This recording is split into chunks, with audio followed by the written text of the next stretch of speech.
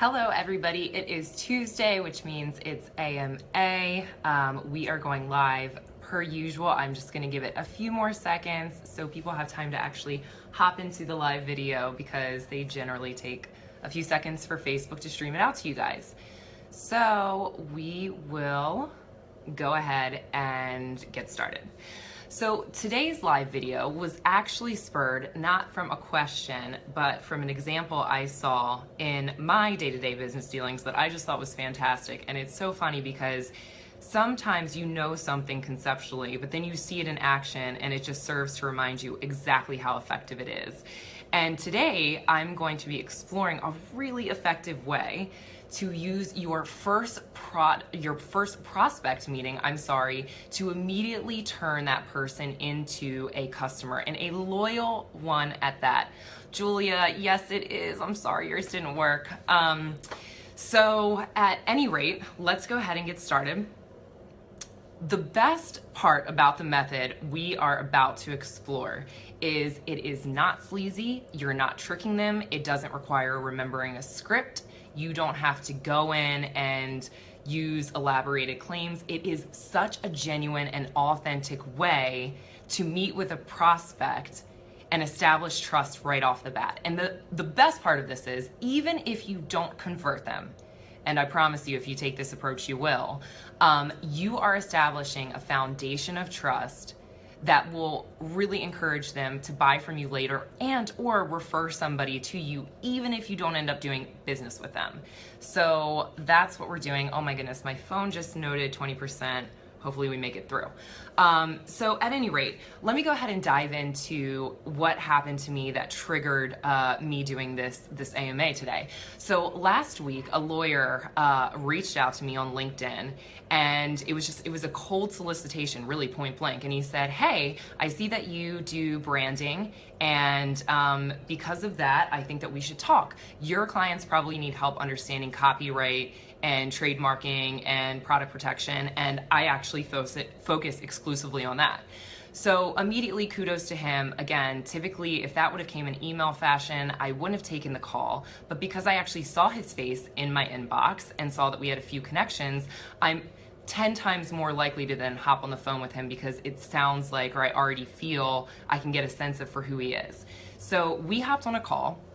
I'm not gonna lie, it was like Friday morning last week. My smoke detector had been going off for hours. I was pissed. And I was really just hopping on the call, and in all transparency, like I was just excited to get it over with. You know, I was just gonna introduce myself. I'm sure we were gonna have a fine conversation, but otherwise I was just pumped to hop into my day. So we get on the phone, and this is kind of how the script goes.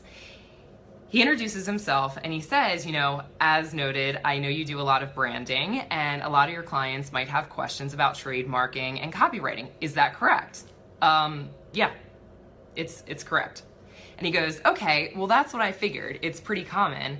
You know what my client's biggest confusion about copywriting and trademarking is?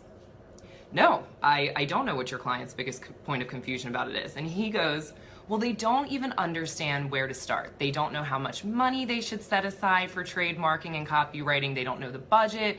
They don't know how much time to allow. And the last person they want to ask is me or another lawyer because they're afraid they're going to get charged just for hopping on the phone with me. And I was like, yeah, I mean, I hate calling lawyers for that reason. So already he kind of won me on the, like, he understands what's going on and is super relatable about it. So he actually said to me, well, I've developed this platform and I actually want to offer it to you and your clients gratis. And I actually go through all of the work that they've done and all of the work that you've done for them. And I map out the inventory and I tell them what they should copyright, what they should trademark, how much money they should expect to set aside if they do wish to pursue those things, what priority they should pursue them in, and then how much time it would take them to get their trademark and copywriting done. Genius. Like, I thought this was amazing. It was such a smooth, genuine, authentic, and on top of that, he does it completely free. So I, of course, was like, yes, awesome. I can't believe you're gonna offer this to me, to offer to my clients. You're making me look like a rock star. My clients will really appreciate it. It's yet another value add I can give to them. So needless to say, we had an amazing conversation. He was completely genuine about it. He established his value right off the bat and then offered a way for me to look good to my clients. And then he is going to use that meeting with my clients as a way to prime them to do business with him. Because let's be honest, after somebody does all that work for you and objectively helps you through the buying process, you really think you're going to take their findings and go use another guy down the street? No, you've now gotten to know, like, and trust them. So the method is, people hate being sold, but they love to buy. And we forget that all the time as service providers. We immediately jump into, here's why I'm the best at what I do, with failing to recognize that they don't even know what it is that they need. Marketers commit this sin all the time. They're always like, here's why my pay-per-click advertising fee or services are the best. Here's why I'm so amazing at Facebook. And they don't even realize that people don't even know if that's the tactics that they should be doing. So if you help them actually understand that process, you're going to establish trust and you're going to set yourself up to flip them into a customer. Honestly, most of my engagements come from the fact that prospects don't even understand how to read through agency proposals, and some of them contract me just to help them understand what the heck it is that they're reading. So to use an example of this, let's look at somebody like an accountant, right? I learn best through examples. So if I'm an accountant, the biggest question most business owners have is, should I register as LLC, S Corp, C Corp, all of that stuff? If you can help them figure out, based on their credentials, which one is likely going to benefit their business the best, you've already have an in there to get the job and establish the relationship to then go and help them set up that business entity and service it. Ooh, I am frozen on some people's end. Interesting. We're going to hope that it's just going through. So that's an example of how you can use it for somebody like if you're an accountant. Now, having said that, most of us don't have the time to have all of these free consultations. So the last part we're going to discuss today is how to automate that process in a way that's kicking you clients and you don't have to spend time. So a favorite tool of mine to use for this is lead quizzes.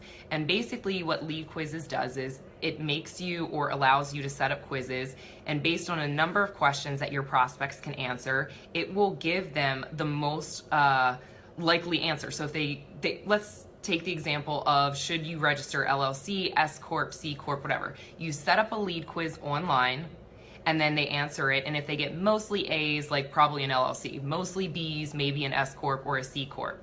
And then at the end, once they figure out their result, you can actually say to them, now let's hop on the phone for 10 minutes to discuss if this is really the best choice for you and next steps to take in registering your business. So it automates that qualification and buyer's assistance platform in a way that doesn't suck time from you, gives your prospect value, and then immediately establishes a next step for you to carry on and establish the relationship.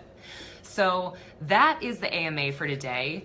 Two big things to remember. One, always help your prospects buy. Don't try and sell to them. And two, automate the process with tools that are out there like a quiz platform so they can do the qualifications for you and you can establish next steps with the customer. That's all I have for today. I'm hoping that I'm still live because I'm seeing some people. Okay, great. I'm not frozen on somebody else's. I'm seeing some people who had trouble. If you have any questions, go ahead, direct message me, send me an email. As always, we do these every Tuesday and they're totally for your benefit. So we'll dive right into any marketing or business questions that you have. Thanks guys, and I hope you have an awesome rest of your Tuesday.